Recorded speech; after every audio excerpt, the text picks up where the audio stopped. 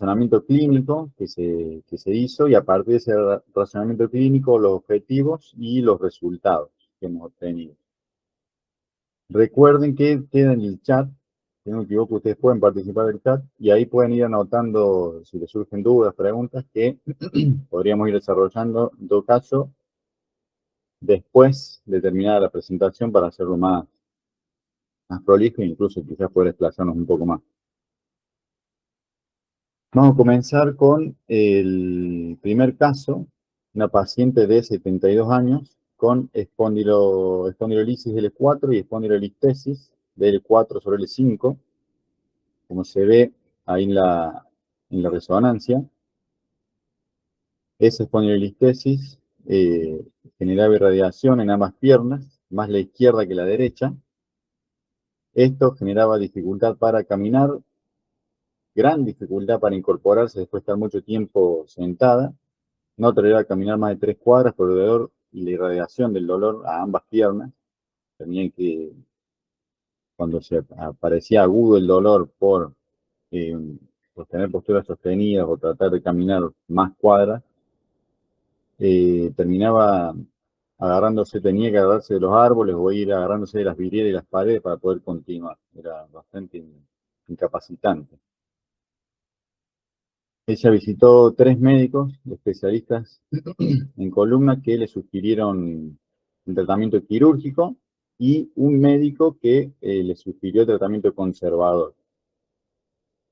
Previo a la aparición de este dolor, la aparición aguda del dolor, ella realizaba tratamiento funcional 2 veces por semana. Si bien ella nos contó que siempre a lo largo de su vida tenía apariciones de dolor similares a nunca fue tan incapacitante.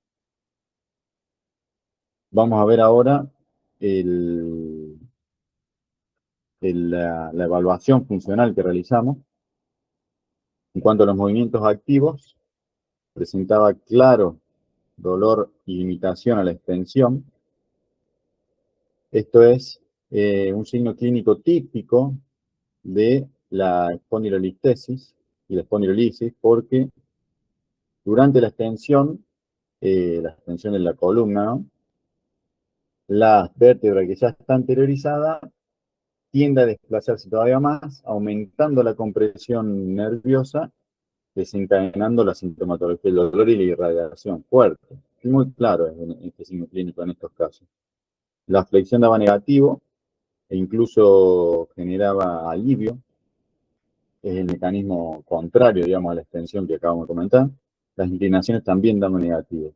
Hicimos con ella los test de movilidad de cadera para descartar que su dolor provenga de la cadera y dieron el negativo. Y en el test de la SEGE, claro, dolor y limitación en ambas piernas, más la izquierda que la derecha. Siempre eso vamos a hacer algunas acotaciones cuando veamos los resultados. Siempre tuvo más dolor en la izquierda y la derecha y por ende más debilidad en esa pierna. Y en cuanto a la evaluación postural, la pelvis se encontraba en una marcada anteversión, los pies rotados externamente, las caderas rotadas internamente, es decir, la punta de los pies quedaban hacia afuera, quedando la cadera en rotación interna en relación a esa rotación de los pies, y siempre que hay una rotación interna de cadera, va a estar acompañado por un aumento de la anteversión pélvica y de la lordosis lumbar. Entonces, bajo estos términos, su postura lo que hacía era aumentar la lordosis lumbar a través de la anteversión pélvica, y eso predisponía más a la aparición de los síntomas. A nivel de los hombros también estaban rotados internamente y la cabeza antepulsada, que eso hay que tenerlo en cuenta porque siempre que hay una curvatura en cualquier segmento de la columna exagerada, una curvatura exagerada, va a compensarse en algún otro segmento de la columna. En este caso se evidencia en la cabeza antepulsada por el aumento de la curvatura cervical para compensar esa lordosis. Vamos a ver ahora el razonamiento clínico desde los principios del neurodesarrollo, es decir, ¿qué hipótesis a partir de esta evaluación funcional nosotros sacamos teniendo en cuenta los principios del neurodesarrollo. La postura de esta paciente en bipedestación sugería una clara dominancia de los patrones motores primitivos del neurodesarrollo para sostener la postura. Es decir, se sostenía desde la hiperactivación o la hiperactividad de los sistemas musculares más primitivos, que son los que llevan a los miembros hacia la flexión y la rotación interna, y a partir de ahí se movía. Este mecanismo de fijación de los patrones primitivos, los patrones motores primitivos del neurodesarrollo, significaban una disminución de la capacidad de variabilidad de movimiento de la pelvis. Es decir, fijaba la pelvis en anteversión, no podía salir de ahí, por ende se exageraba la curvatura lumbar y aumentaba en esa exageración la compresión nerviosa y desencadenaba la sintomatología. Es decir, el razonamiento que hacemos desde los principios de neurodesarrollo es que hay una clara dominancia de patrones motores primitivos desde los sistemas musculares primitivos. Vamos a ver ahora el razonamiento clínico desde el sistema sensorio-motor. Es decir, qué hipótesis nosotros sacamos a partir de la evaluación que hicimos sobre qué es lo que está pasando en el sistema sensorio-motor o qué es lo que pasó en el sistema sensorio-motor para llegar hasta acá. Nosotros dijimos que, bueno, tenemos que considerar y tener en cuenta siempre que cuando hay dolor, hay inhibición muscular. La respuesta del aparato sensorio-motor al dolor es siempre la inhibición muscular. La paciente nos relataba que siempre tenía episodios de dolor lumbar e irradiación, aunque nunca tan críticos como cuando llegó a la consulta. Esas, esas situaciones de dolor, que como dijimos, siempre el dolor va a traer consigo inhibición, ella presentaba situaciones de dolor, la respuesta era la inhibición, y sobre esa inhibición se seguía moviendo ella, porque el dolor no era tan incapacitante. El seguir moviéndose sobre esa inhibición eh, implica que para moverse el recurso que más a mano le queda al cerebro son los sistemas musculares más primitivos. Es decir, para poder moverse a pesar de la inhibición o por sobre la inhibición, lo hace a partir de un patrón motor primitivo que, si no es modificado, se fija en la corteza motora y se convierte en una mala adaptación motriz causada por el dolor o con origen del dolor. Esa fijación de ese patrón motor primitivo que facilita que la pelvis quede fija en la anteversión pélvica, disminuyendo la posibilidad de variabilidad de la columna, puede causar a su vez un aumento de la compresión nerviosa, aumenta el dolor, aumenta la inhibición. O por otro lado, lo que puede suceder es que traiga consigo la aparición de dolores nuevos que también generen inhibición muscular que faciliten de la misma forma la fijación de los patrones motores primitivos. Es decir, hay un círculo que facilita la mala adaptación motriz por un desbalance en este sistema sensorio-motor. Vamos ahora a ver el segundo caso, una paciente mucho más joven en este caso, de 25 años, también con espondilolistesis, en este caso de L5/S1, no tan marcada como la paciente anterior, y una protusión pequeña también de L4-L5. En este caso, la irradiación llegaba hasta los glúteos, no bajaba más allá de los glúteos, tenía más dolor del lado derecho que el izquierdo. Esto significaba dificultad para caminar más de 10 minutos y estar mucho tiempo parada. De hecho, cuando intentaba caminar más de 10 minutos o por alguna situación de la vida tenía que hacerlo, tenía que detenerse y esperar porque no podía directamente seguir caminando por el dolor que le generaba. Esto significó que no podía continuar con su rutina de entrenamiento normal por la presencia de dolor Dificultad para estar en la casa, que es lo mismo, estar mucho tiempo parada, por ejemplo, dificultad para realizar tareas como lavar los platos o barrer, generaban muchísimo dolor, y no toleraba estar acostada boca arriba, porque cuando se acostaba boca arriba sentía que aumentaba el espacio entre las lumbares y el colchón. Es decir, cuando ella se acuesta boca arriba, se exagera la lordosis lumbar, lo que aumenta la compresión a nivel nerviosa por la espondilolistesis. Pasa lo mismo que pasaba en el otro caso. Es más, ahora vamos a ver el examen, la evaluación funcional, y ahí vemos cómo en los movimientos activos sucede lo mismo. Con la extensión hay un claro, aparece claramente, de una manera clara, el dolor y la limitación. A la extensión pasa lo mismo, es un signo, eso tenemos que saber que es un signo clínico típico de la espondilolistesis y la espondilolisis. En este caso, ella también tenía dolor leve a la flexión, quizás causado por esa pequeña protrusión, y las inclinaciones daban negativo.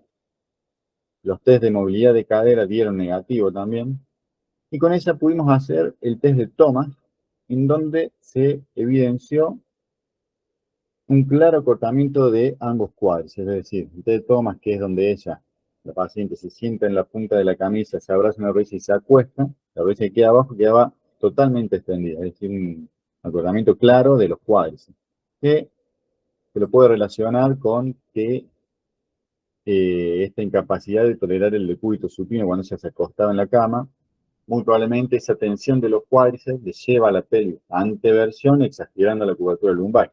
Porque cuando te acostás, la cadera queda en extensión y de ahí la tensión de los cuádriceps arrastra la pelvis. Y el test de la SEGE, súper positivo también, con dolor y limitación en ambas piernas, más la izquierda que la derecha.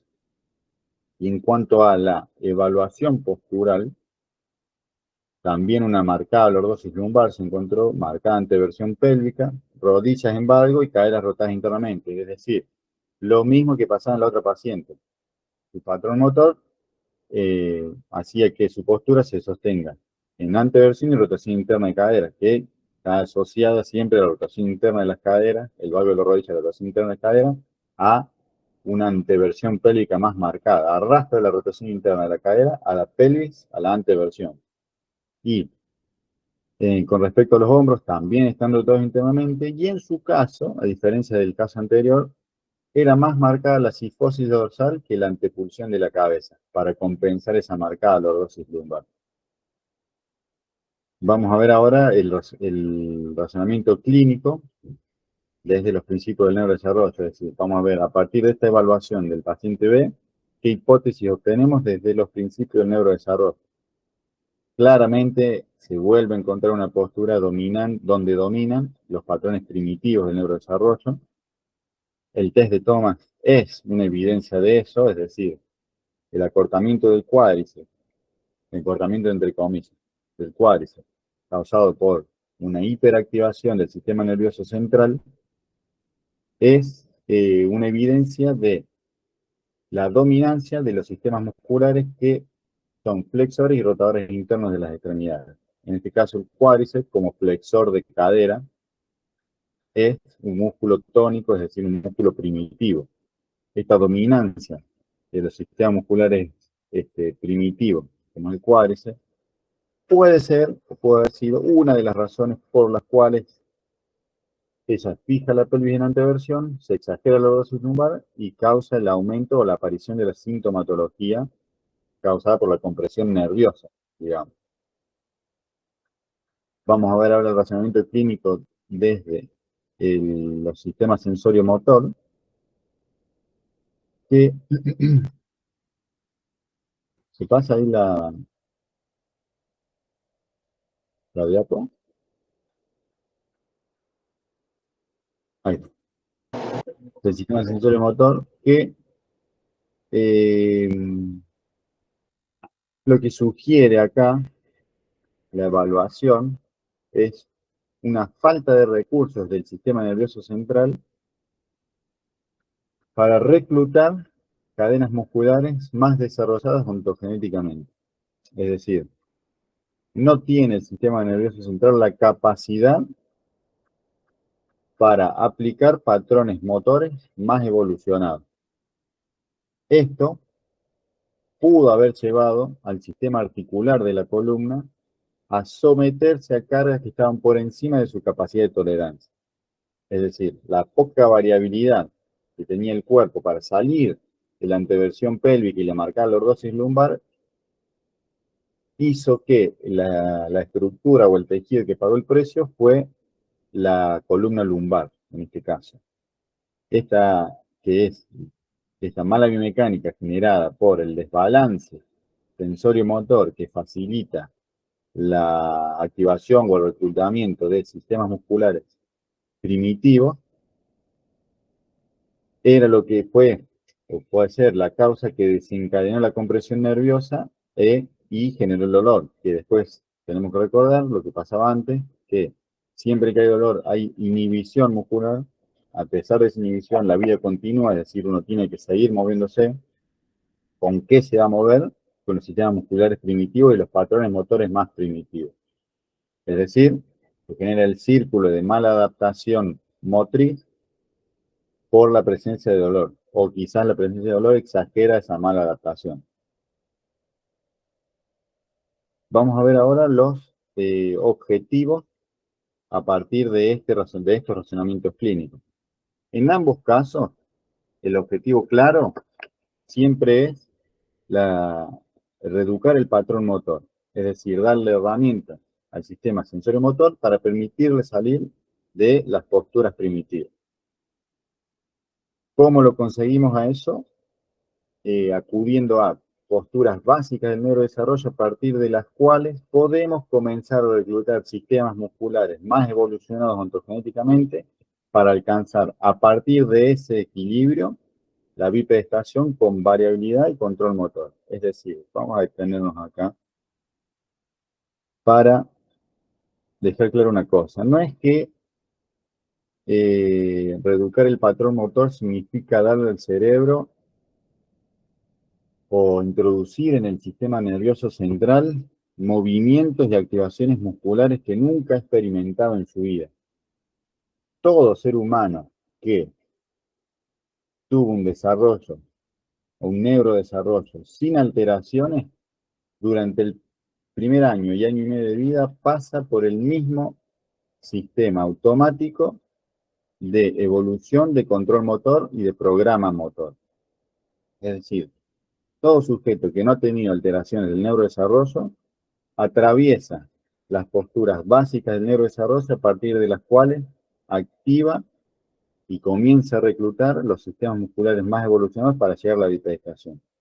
O sea, cuando nosotros hablamos de reeducar el patrón motor desde los principios del neurodesarrollo, hablamos de reactivar el patrón motor que el cerebro ya supo reclutar para llegar a la bipedestación al año y medio de vida. Vamos a ver ahora cómo lo conseguimos a eso, en qué consiste este programa de reeducación del patrón motor.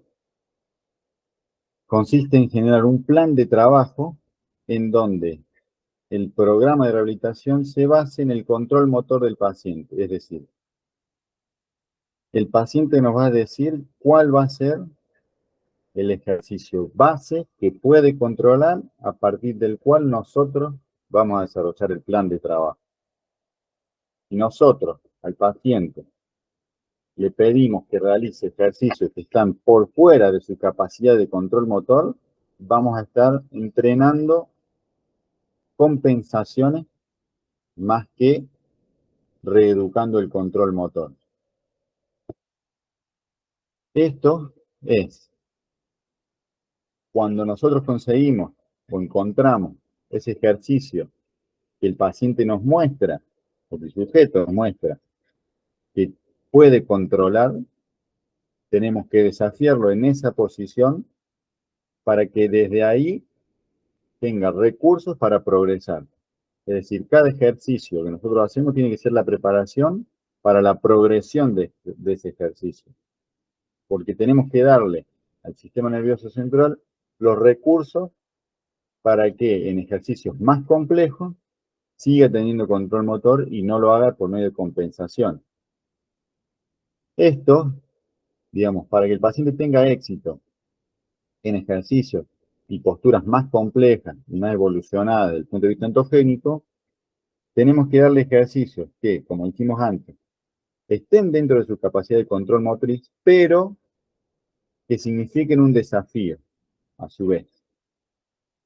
Tiene que significar un desafío porque si el sujeto te muestra que, por ejemplo, un ejercicio en decúbito supino lo hace muy sencillamente y te está demostrando que el control motor para ese ejercicio lo tiene, y vos no lo desafías ahí, no lo estás preparando para situaciones más complejas, que es para lo que te prepara justamente el neurodesarrollo, lo que decíamos antes. El neurodesarrollo parte de patrones motores muy primitivos del bebé, del neonato, y a partir de ahí te hace llegar a la bipedestación, que es algo súper complejo donde está, donde tu centro de gravedad está mucho más alejado del piso y donde te hace sustentación son los dos pies solamente. Es decir, tenemos que encontrar, como dijimos, ejercicios que el paciente pueda controlar, estén dentro de su capacidad de control motriz, pero que sean desafiantes y lo preparen para ejercicios cada vez más complejos hasta llegar a la bipedestación. Pasamos ahí. ¿Qué sería esto? Lo que nuestra intención, digamos, con este webinar es que a quien le interese se quede con este concepto para desarrollar y aplicar, que es que por medio de la reeducación del patrón motor, podemos modificar la mala adaptación del aparato sensorio-motor y revertir de esa manera alteraciones biomecánicas y sensoriales. Es decir, si nosotros conseguimos reeducar el patrón motor del paciente, darle la capacidad de aplicar un patrón motor evolucionado desde el punto de vista ontogénico a su vida diaria, podemos cambiar la biomecánica y la sintomatología del paciente. Vamos a ver ahora los resultados de estos pacientes. Este es el paciente A de 72 años que dijimos. Acá está haciendo una variante de estocada, agarrándose, que todos estos ejercicios ella los hacía a partir de una marcada lordosis lumbar y una marcada anteversión pélvica. Ella fijaba la pelvis en anteversión y a partir de ahí ejecutaba el movimiento. Lo que nosotros hemos conseguido es que ella lo haga desde la neutralidad pélvica.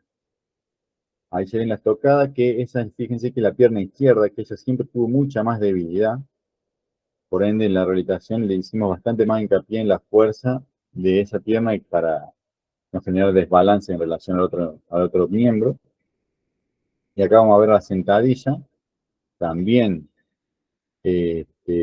agarrándose del espaldar sueco para facilitar el gesto, donde lo mismo, tiene que llegar al final con neutralidad pélvica. Ese es nuestro objetivo, que ella pueda utilizar la neutralidad pélvica como base para el movimiento.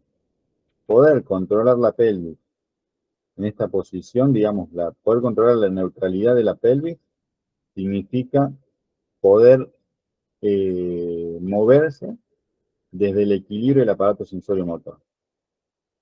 Y con eso terminamos haciendo las sentadillas con carga. Es más, de hecho hoy está haciendo la estocada, las está haciendo con carga también. Está muy bien. Vamos a ver ahora el video de la sentadilla con carga. Es que lo hacemos con los brazos extendidos porque facilita el gesto por un lado y facilita la activación de la zona media que trabajamos nosotros por medio de respiraciones diafragmáticas.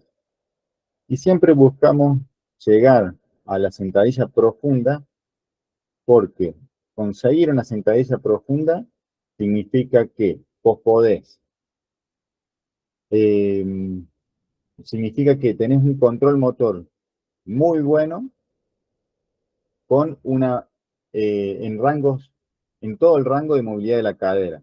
Por ende, si vos conseguís hacer una sentadilla efectiva bajo estos términos, significaría que en la bipedestación no tendrías ningún problema en generar distintos movimientos, distintas actividades desde el control motor de la pelvis, del tronco y de las extremidades a partir de ahí. Siempre buscamos esto como objetivo final de la reeducación del control motor, ¿no? Fíjense cómo la pelvis se mantiene todo el tiempo en una posición neutra. Esa fue la clave del ejercicio. Que bueno, cabe destacar también que tanto esta paciente como el segundo caso, muy comprometida con el tratamiento y todas las actividades que se tenían que realizar en la casa las realizaban. O sea, más allá de esto, cabe destacar la predisposición del paciente, ¿no? Porque no es fácil conseguir esto. Recordemos que tiene 72 años, está súper bien. Y vamos a ver ahora los videos de la paciente B. Sí, Lorenzo, déjame acordar algo acá. Recordemos que esta paciente tenía sugerencia de cirugía de columna, ¿sí? Entonces, no es dato menor esto, porque tiene 72 años, y normalmente lo que pasa en el consultorio es que las personas ya, cuando tienen mucho dolor, optan por la cirugía por una cuestión de que se quieren sacar el dolor de encima. ¿Sí? Como trabajar a veces no es una opción. Bueno, esta persona sí lo trabajó y se logró bastante bien lo que es la sentadilla, como decía Lorenzo recién, el patrón que buscamos para poder desarrollar todas las actividades de la vida diaria, ¿verdad? De hecho, ella ya ha retomado el entrenamiento funcional paralelamente y continúa en consultorio trabajando estas cuestiones. Seguimos.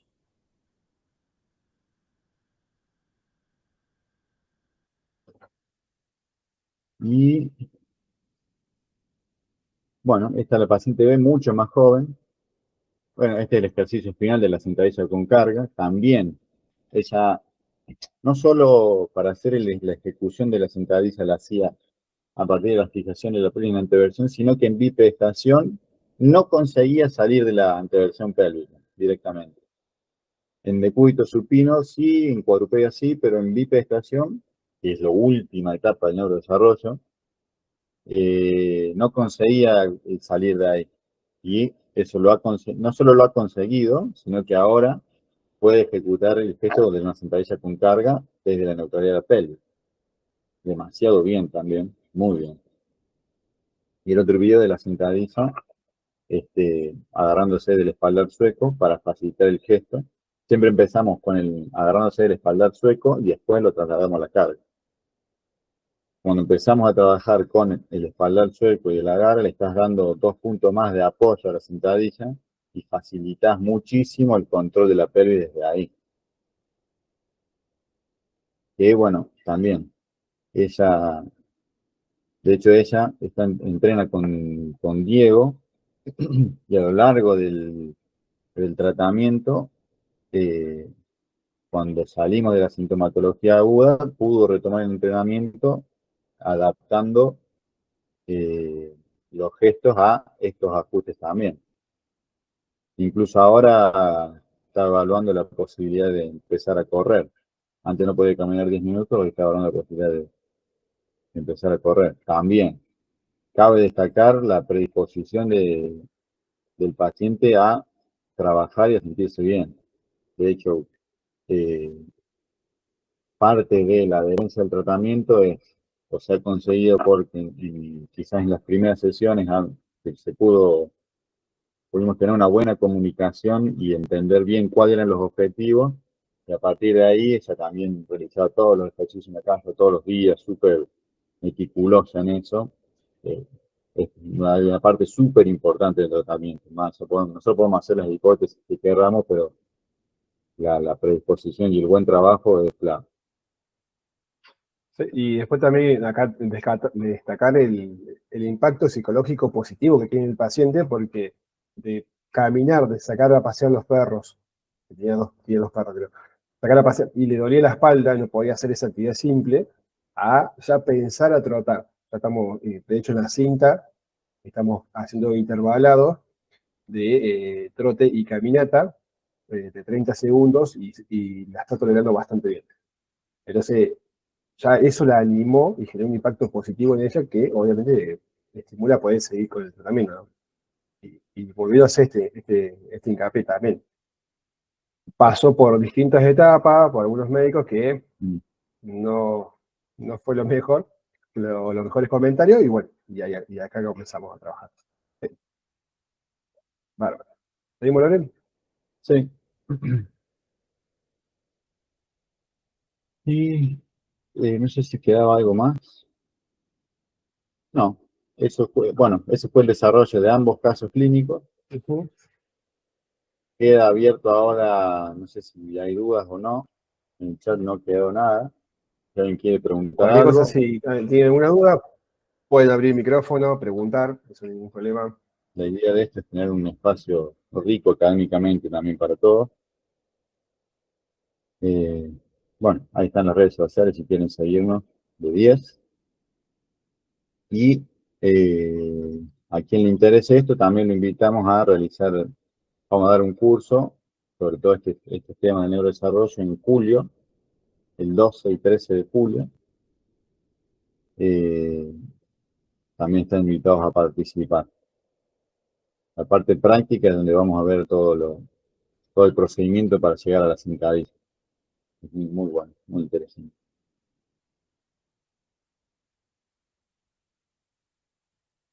Ahí me pregunta Juan, trabajar de la retroversión pélvica, ¿por qué? Se trabaja, en realidad el concepto es la neutralidad de la pelvis. No recuerdo el nombre del autor que sugería que la pelvis llegó a la neutralidad cuando en una línea vertical se encontraba la espina ilíaca anterior superior y el pubis.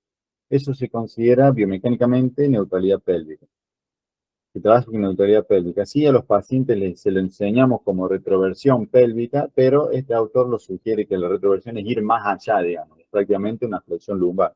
Se trabaja con la neutralidad pélvica porque hay un montón de evidencia empírica, científica, que ha encontrado que desde la neutralidad de la pelvis hay mayor activación o mayor reclutamiento electromiográfico de la musculatura extensora y rotadora externa, que sería la musculatura básica, la más evolucionada ontogénicamente hablando, que es la encargada tanto de generar fuerza efectiva, podríamos decir, o equilibrada tanto en miembros inferiores como en miembros superiores. Miembros superiores, por ejemplo, se ha encontrado que distintos ejercicios, se ha comparado, digamos, la activación de distintos ejercicios del trapecio superior, trapecio medio, trapecio inferior y cerrato anterior, y se ha encontrado que trabaja mejor el cerrato anterior, el trapecio medio e inferior en retroversión pélvica, neutralidad pélvica, que en anteversión. En anteversión trabaja mejor el trapecio superior, por ejemplo, que es uno de los desbalances típicos que llevan a problemas cervicales o de hombros. Por eso, digamos, esa es la justificación del trabajo en neutralidad pélvica. Y Laura pregunta, ¿en el neurodesarrollo es más importante el gesto motor que la carga o ambas son importantes para los ejercicios? Ambas son importantes para los ejercicios. Lo que sucede es que para conseguir darle carga al gesto motor, necesitas necesitas tener el control motor suficiente sin carga primero para tolerarlo con la carga. Porque ¿qué pasa? Si uno, digamos, es súper importante la carga, pero si uno le da carga, es lo que decíamos antes, a un patrón de movimiento que surge de compensaciones, va a estar entrenando la compensación más que el control motor. Entonces, nuestro objetivo es que, como se vio recién, por ejemplo, en los resultados recién, es conseguir el gesto, el control motor adecuado sin carga y conseguir darle carga a ese gesto. Eso sería lo ideal. O sea que lo primero que haces es practicar el gesto motor y una vez que sale empezás a introducir carga. Exactamente. Que introducir carga no es otra cosa que desafiar el control motor del paciente, que es lo que decíamos antes. Uno de los objetivos era, no, creo que no estaba en objetivo, estaba en en cómo reeducar el patrón motor. Una de las formas es que el paciente te demuestre que el gesto que vos le estás exigiendo lo haga con control motor y ahí desafiarle ese control motor. Una de las formas de desafiarlo es darle carga. Pero También no tenemos, podés darle carga sin que te haya demostrado que tiene control motor, digamos. claro, también tenemos como carga, no solamente carga externa, sino el aumento del volumen, de cantidad de repeticiones también es carga. Por ahí es trabajar en ese aspecto, es carga tirado hacia lo que es la resistencia. Entonces, en el caso de la segunda paciente, el objetivo nuestro era que ella logre mantener la postura a lo largo de muchos pasos. ¿Sí? Eso se logra con carga externa, que genera aumento de la fuerza, y con repeticiones y series, que hace que gane resistencia. Entonces, eso nos permite las dos variables programables del entrenamiento, aplicarlas para que la persona pueda ganar en los dos ámbitos. ¿Sí? Entonces, ella le permite ganar fuerza, le permite mantener la postura, y ganar resistencia le permite esa postura mantener en el tiempo. Eso también es carga. Bien, o Exacto. sea que en realidad ustedes estarían entrenando primero el gesto motor y después cantidad de repeticiones, y una vez que logra mantener un buen gesto motor, ahí le van sumando carga externa. Uh-huh. Es No una, es es tan- una de las, ¿Qué? Sí, sí, es una de las progresiones, puede ser una de las progresiones. Pasa que exacto. eso es muy, También, individual de cada uno, de cada paciente. también el concepto es control motor, no gesto motor, porque gesto puede ser una sentadilla, pero el control motor es con qué ejecuta esa sentadilla, digamos, activando qué, a partir de qué sistemas musculares y demás. A mí me pasa en el gimnasio que hay muchas veces que la carga hace que mejore la activación del control motor. Hay ejercicios que pasa eso, ¿sí? Pero va a depender mucho de particularmente cada paciente, ¿sí? Eso suele pasar en pacientes que son o alumnos que son deportistas eh, y que están en preparación física o están en recuperación, en alguna adaptación. Entonces, a veces la carga mejora la activación. Santiago pregunta, en general, ¿es bastante común que los pacientes tengan este patrón motor primitivo en torsión pélvica? Sí. De hecho, eh, también la evidencia sugiere que, por ejemplo, estuve leyendo hace un par de semanas sobre cadera, por ejemplo, y se ha encontrado que en sujetos con groin pain, impingement de cadera y no me acuerdo qué otro diagnóstico, tienen más anteversión pélvica que los sujetos sanos.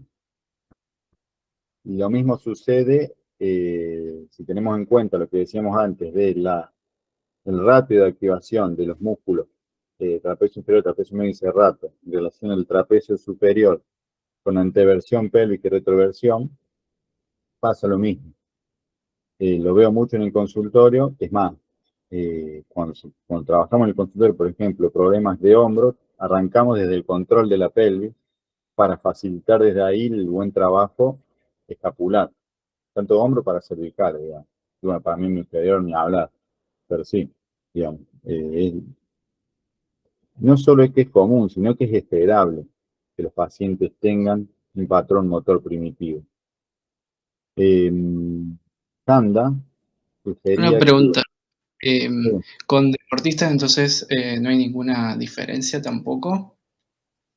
no, justamente por esto, mira, porque Kanda habla de que este, digamos, esta predisposición que tenemos nosotros, todo ser humano, ¿no? Esta predisposición que tiene al reclutamiento del patrón motor primitivo, que a nivel de tronco desencadena la fijación de la pelvis en anteversión, Kanda lo explica como un síndrome de primera neurona. Que si vos ves a las personas que tienen un síndrome de primera neurona con espasticidad, es la exageración máxima de estos patrones primitivos que nosotros rehabilitamos en traumatología. Es decir, un síndrome de primera neurona, vas a ver que la pelvis va a estar fijada en anteversión y la cadera va a estar va a estar en rotación interna, y los músculos que tienden a, a mostrar espasticidad son los flexores y rotadores internos. Es la exageración de esto que sucede acá en sujetos que vemos en el consultorio. Que de hecho, no hace falta tampoco, y siendo el caso de los deportistas, no hace falta tampoco que haya presencia de dolor para que se dé esta fijación del patrón motor primitivo.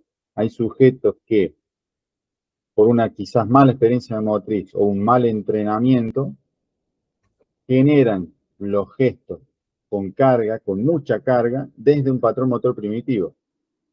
Quizás porque no han tenido durante el entrenamiento la misma experiencia motriz de los sistemas musculares más evolucionados en relación a los más primitivos. Pasa mucho, no sé si pasa mucho, no tengo la estadística, pero al consultorio llegan muchos crossfitter, por ejemplo, que la sentadilla la hacen desde la anteversión exagerada de pelvis y la lordosis lumbar. Y no pueden salir de ahí, no tienen el control motor suficiente para salir de ahí. Y lo hacen con cargas elevadísimas, ¿no? Lo mismo pasa en futbolistas. Me pasa a mí el vóley, o sea, cuando llega gente a tener conmigo que viene del vóley, los gestos técnicos de salto con el gesto de ataque o de bloqueo, lo sacan desde el cuádriceps, lo sacan desde la extensión de rodilla y no desde la extensión de cadera, ¿sí? Entonces el control que tienen sobre ese movimiento explosivo está básicamente como invertido, entonces genera dolor de rodilla, genera dolor de zona lumbar y no puede darle fijación al hombro, como decía Lorenzo. Entonces, por ahí el trabajo empieza desde eso, desde lo que es el trabajo de control de pelvis para poder trasladar la fuerza de manera pliométrica a la extremidad superior y la extremidad inferior. Entonces, y pasa un montón, ¿sí? Entonces, hay jugadores y jugadoras que salen si sale la fuerza desde la rodilla, desde la extensión de rodilla, entonces el entrenamiento pasa por recuperar el control desde la extensión de cadera, ¿sí? Que dice Lorenzo. Esto de que salen de una técnica no adecuada, sería, ¿no? Una mala adaptación, eso me salía palabras. Mala adaptación motriz. No sé viene si a esta responde. pregunta que hace Valen. Sí, no sé, yo sigo, pero no sé si se están respondiendo, si estamos Santiago, no sé si respondimos respondiendo bien la pregunta. Sí, se entendió bastante bien. Genial. Valen Rola pregunta si una sentadilla ejecutada correctamente sería tratando de mantener la pelvis neutra en todo el recorrido. Bajo estos términos, sí. Bajo estos términos, una sentadilla efectiva o ejecutada de manera efectiva sería hacer una sentadilla profunda, conseguir hacer una sentadilla profunda, mantener la pelvis neutra. Que mantener la pelvis neutra es algo dinámico también. No es, como decíamos antes con la pregunta que hizo Juan sobre la retroversión, no es decirle al paciente que haga todo el tiempo retroversión, porque va a ser un punto que va a ser flexión lumbar más que mantener la neutralidad de la pelvis. ¿Por qué? ¿Por qué bajo estos términos hacemos así la sentadilla? Porque como decíamos antes, como decimos antes, la neutralidad pélvica facilita el balance de las activaciones musculares de los sistemas musculares más evolucionados y los más primitivos. Entonces, nosotros conseguimos hacer una sentadilla manteniendo la neutralidad pélvica, vamos a estar ejecutando una sentadilla no solo desde la fuerza de cuádriceps, que como dijimos antes, es un músculo tónico y primitivo, sino también reclutando en todo el rango de movimiento al glúteo y al isquio. Entonces, ahí se genera un balance entre las cadenas musculares más evolucionadas y las más primitivas, que se encarga de ese balance, digamos, es clave para conseguir un equilibrio en lo que es el concepto de biotensegridad, que es el que el sistema articular se sostenga desde el balance de las distintas cadenas musculares. Eso Sí, se consigue desde la neutralidad, sí. Perdón, vos recién hablaste que para rehabilitar hombro lo que haces primero es trabajar cadera. Y ahora estás hablando de que cuando trabajas sentadillas profundas, primero trabajas la neutralidad de la cadera. Sería como un De la concepto pelvis. parecido, perdón, de la pelvis. Sería como un concepto parecido a lo que es core, que la transmisión de fuerza tiene que ir a un centro. Exactamente. De ahí sale. Ok, Claro, y ustedes en neurodesarrollo, ¿por qué trabajan pelvis y no zona media? No. Se trabaja en neutralidad de la pelvis desde la zona media. Ah, ok. La pelvis es una estructura ósea. ¿Qué es lo que decíamos recién de biotensería? ¿Qué es lo que da equilibrio al sistema articular del sistema muscular? Entonces trabajamos la neutralidad de la pelvis desde la zona media. claro. Y así como decías recién, Lorenzo, de esto de poder equilibrar las sinergias musculares, si lo pasamos a la preparación física, si tengo una jugadora que salta cierta cantidad de centímetros y logramos estabilizar la pelvis y lograr una sinergia adecuada, esos centímetros de salto aumentan enseguida por una cuestión simple. O, si evalúo primero que salta desde el patrón de extensión de rodilla, voy a hacerlo muy por arriba el concepto, es como que salta desde el cuádriceps. Pero si logramos estabilizar la pelvis, tenemos adosada la zona media, glúteo, isquio y cuádriceps. Entonces tenemos más cantidad de músculo reclutado en un solo gesto motor. Entonces, ese es el concepto de también incorporar el concepto de zona media que decías de recién, Lau.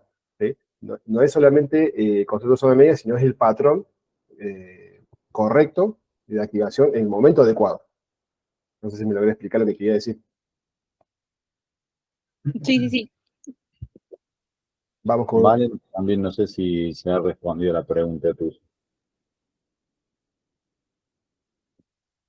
Vale.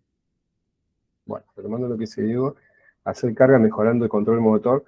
Sí, siempre el objetivo es que mejorar el control motor sin carga, como decía Lorenzo, sino podemos establecer o seguir reafirmando el patrón en la mala adaptación.